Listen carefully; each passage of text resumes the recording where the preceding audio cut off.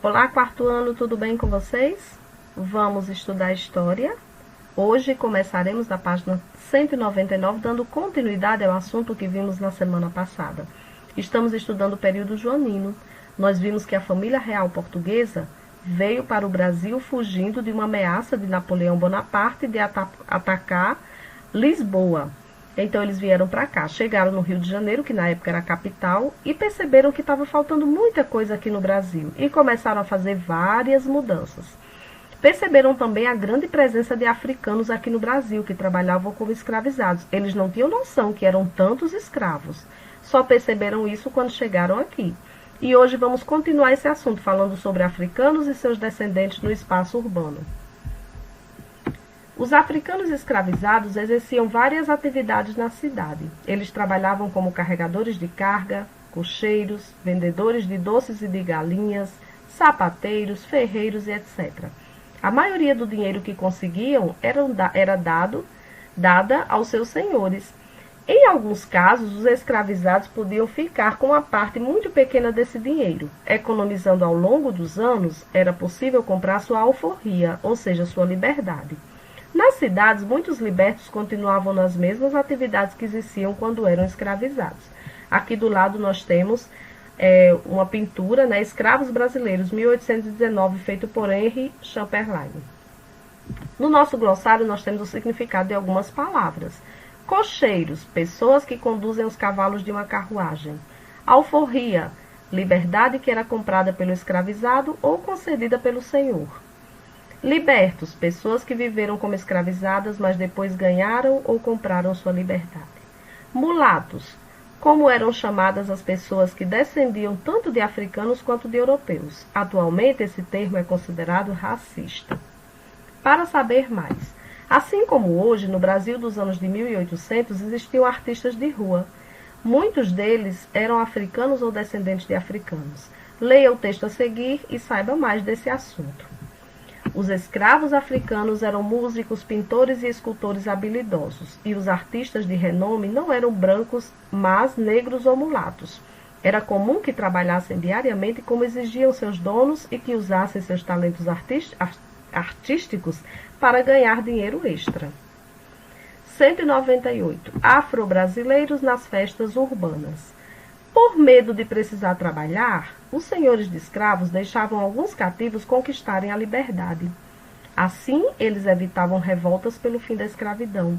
O medo de uma revolta de escravizados era tão grande que eles deixavam os afro-brasileiros coroarem seus próprios reis e desfilarem em cortejos pela cidade.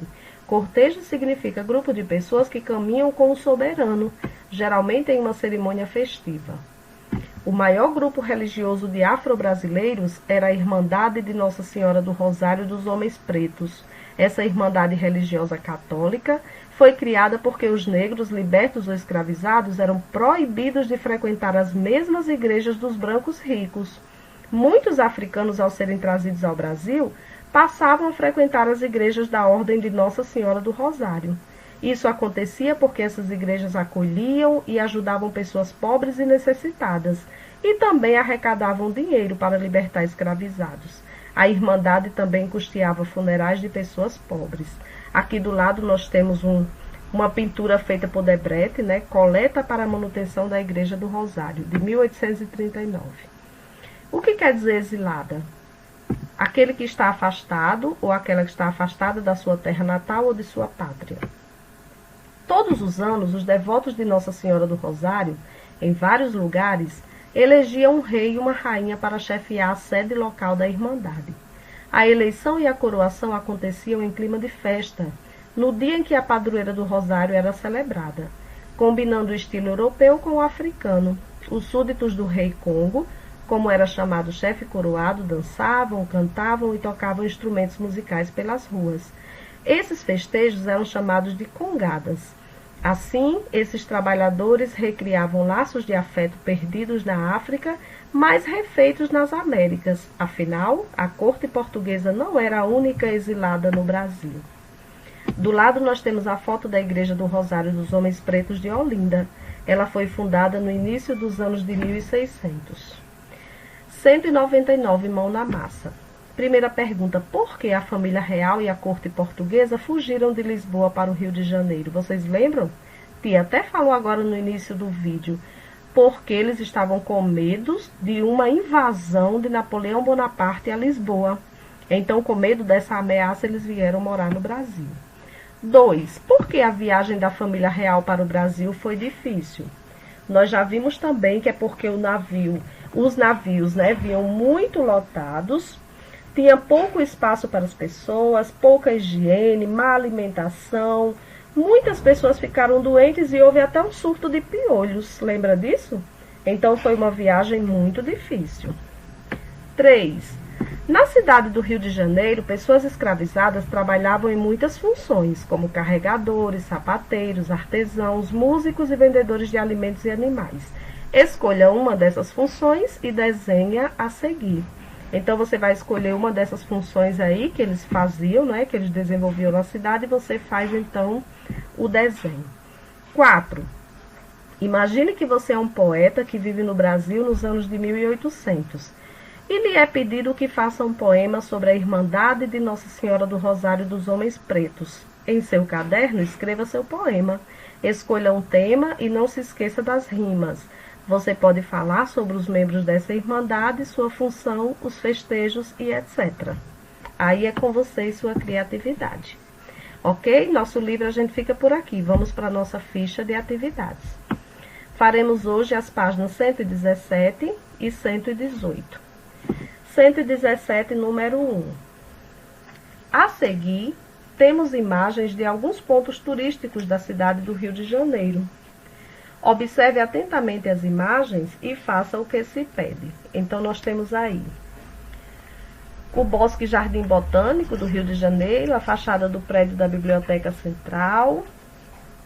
Nós temos o Cristo Redentor e o bondinho do Morro Pão de Açúcar, né? Letra A. 2 dos pontos turísticos das imagens foram criados durante o período joanino. Quais são eles? Então, desses 4 aí, 2 foram criados durante o período joanino. Não sei se vocês lembram, mas foram criados a Biblioteca Nacional e o Jardim Botânico. Portanto, esse daqui e esse daqui foram criados no período joanino, quando a família real veio para o Brasil. B. Por que Dom João mandou criar esses lugares? Ele mandou criar esses lugares porque os cortesãos, ou seja, as pessoas que faziam parte da corte, eles queriam passear, queriam estudar, queriam ter mais conforto na capital. E no Rio de Janeiro não tinha essas coisas. Então, para dar essas opções a eles, né, ao pessoal da corte, ele resolveu, então, construir essas coisas. C. Com a ajuda de um adulto, pesquise a data de inauguração dos outros 2 pontos turísticos. Então, você pode fazer uma pesquisa e descobrir aí a data, né, da inauguração do Cristo Redentor e do bondinho do Pão de Açúcar. Você coloca aqui na letra C. 2. Marque com X as mudanças realizadas por Dom Pedro na cidade do Rio de Janeiro. Então, vamos lá. Instalação de fábricas. Ele instalou fábricas no Rio de Janeiro? Sim, com certeza. Criação do primeiro jornal impresso no Brasil também foi criado nesse período. Houve a abolição da escravidão? Não. A inauguração de vários teatros também foi nesse período. Construção de navios de guerra? Não. Então, você vai marcar a primeira, a segunda e a quarta. Por que Dom João não fez todas essas mudanças na cidade do Rio de Janeiro antes de vir ao Brasil? Por que vocês acham que ele deixou para fazer essas modificações depois que ele veio morar no Brasil? Porque quando eles chegaram aqui foi que eles perceberam que eram necessárias essas mudanças. O Rio de Janeiro recebeu 15 mil novos habitantes, que foram as pessoas que vieram com ele, a corte, né? E aí passou a ser a sede da coroa portuguesa, precisava ter esses benefícios. Ele só percebeu isso quando chegou aqui para morar, por isso que ele só fez depois. 4. Você acha que essas mudanças beneficiaram o Brasil inteiro ou só a cidade do Rio de Janeiro? Por quê? Aí é pessoal, né? Você vai dizer se você acredita que essas mudanças foi bom para todo o país ou foi bom somente para o Rio de Janeiro. E você diz por quê, você explica, certo? Agora a tia vai mostrar a vocês o para casa. Tem um para casa para vocês fazerem.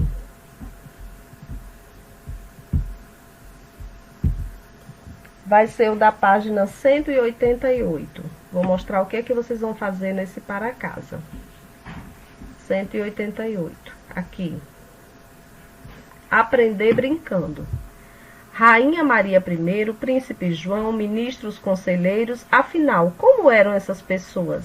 Recorte da página 35 do material de apoio, que fica lá no final do seu livro, as peças do jogo da memória, que contém os retratos da família real portuguesa. Depois, divirta-se jogando com um colega. Então, você pode jogar com seu irmãozinho, com seu pai, com sua mãe, com seu primo, com alguém que esteja aí na sua casa. Você vai recortar esse jogo da memória com os personagens da família real e vocês vão se divertir brincando com o jogo da memória. Esse é o seu para casa. Por hoje é só, façam no capricho e a gente se encontra na próxima aula. Tchau!